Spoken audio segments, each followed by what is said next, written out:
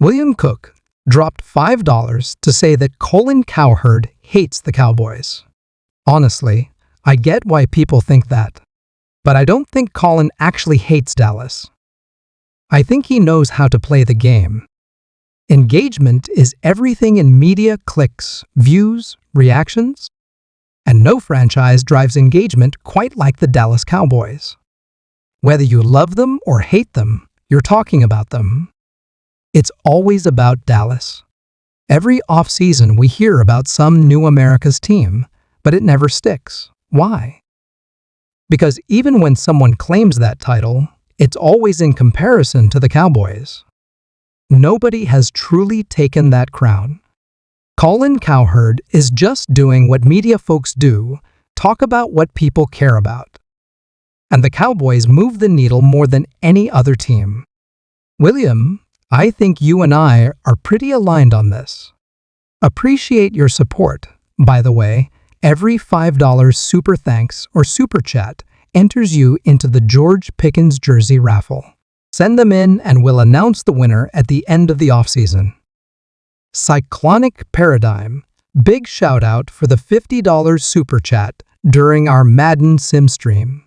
Your prediction that the Cowboys could go 10-7 this season? I'm right there with you. That's actually the exact record I predicted too. The schedule is no joke this year. And with the coaching staff changes, it's hard to pin down exactly what to expect. It makes this version of the Cowboys a bit more of a wild card than we've seen in recent seasons. But 10 wins? That's absolutely within reach. Travante Johnson sent in $5 to ask who our all-time favorite Cowboys are. That's such a fun question. For me personally, it's Deion Sanders. I know he didn't play in Dallas for that long, and maybe he wasn't a true cowboy in the traditional sense, but man, Deion was just cool. Everything about him, the style, the confidence, the game-breaking ability, he's iconic. In more recent memory, I have a soft spot for Cian Lee. If the guy had just stayed healthy, we'd be talking about him in the same breath as Luke Kuechly. That's how smart and instinctive he was. Chris gave a fun shout to Rolando McClain just because of the Alabama connection.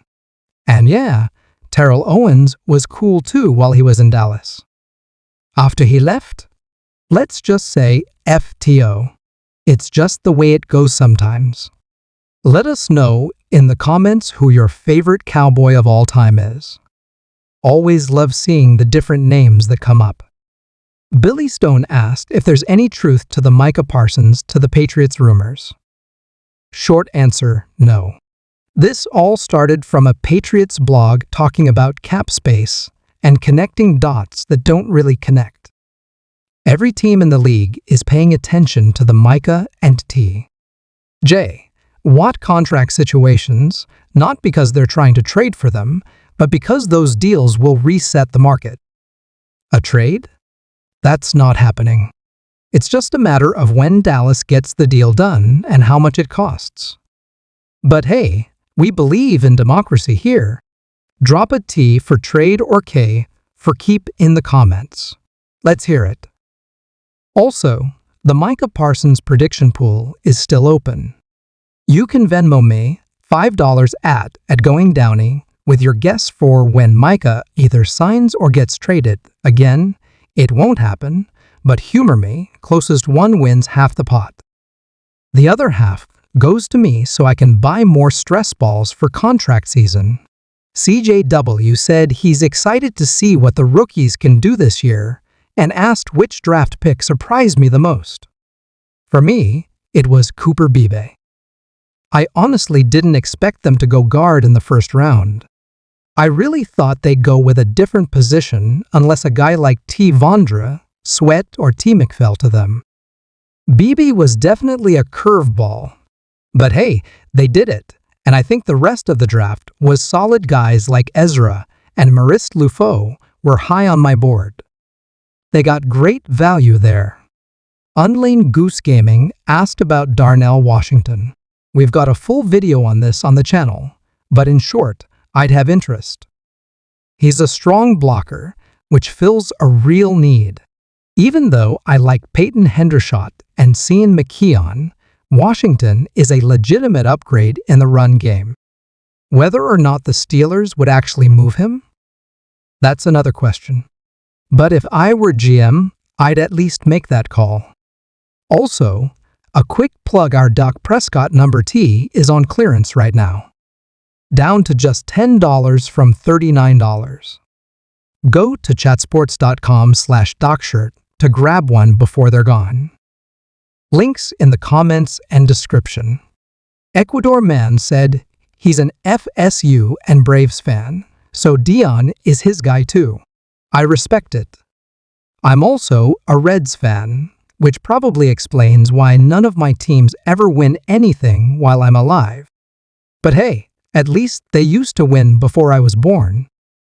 Works out for Dion Love though. Guy was just that cool.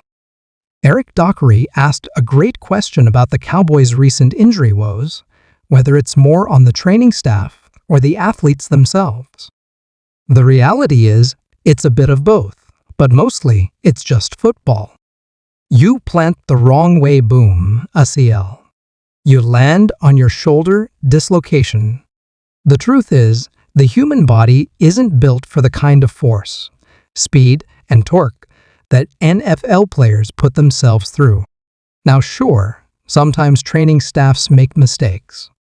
Sometimes players rush back too early. But more often than not, it's just the nature of the game. Injuries are part of the deal when you're moving like that, taking hits like that, and asking your body to do things it's not designed for.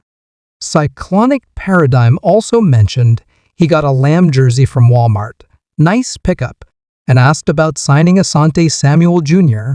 I'd love the idea: good depth, solid ball skills, but the Cowboys didn't love his measurables when he came out in the draft, particularly the arm length. Plus, he had neck surgery in April and is expected to get re-evaluated later this month. If he clears, someone will sign him, but I'm not sure Dallas would be that team. He'll probably want a one-year prove-it deal so he can cash in next offseason, and that might not line up with how the Cowboys view their CB depth chart. William Cook asked what I think about the Netflix Cowboy series. Honestly, I'm pumped. It's going to be must-watch TV. That said, I fully expect it to be very pro-Jerry, especially given the close relationship and how much influence he probably has on the content. I'd personally love to see a more raw, unfiltered look, something like a docuseries based on Jeff Pearlman's Boys. Will be Boys' Book, the wins, the chaos, the wild stories from the 90s dynasty that would be amazing. But either way, I'll be watching. And yeah, Cowboys coverage continues daily right here. Sub, if you haven't already, youtube.com/Cowboys. CJW also mentioned Skip Bayless and said he always knew he was a fake Cowboys fan. Let me make this real clear: Skip has never been a real fan. He's never been a good journalist either. All he's ever done is stir the pot for attention. The man tried to out Troy Aikman with no evidence over 20 years ago. Ever since then, he's just been rage-baiting for clicks. Don't give Skip your energy. He doesn't deserve it. Theodore Briggs asked about trading for Grover Stewart or DeForest Buckner. I'd love it. Both guys fit the system and would instantly upgrade the defensive line.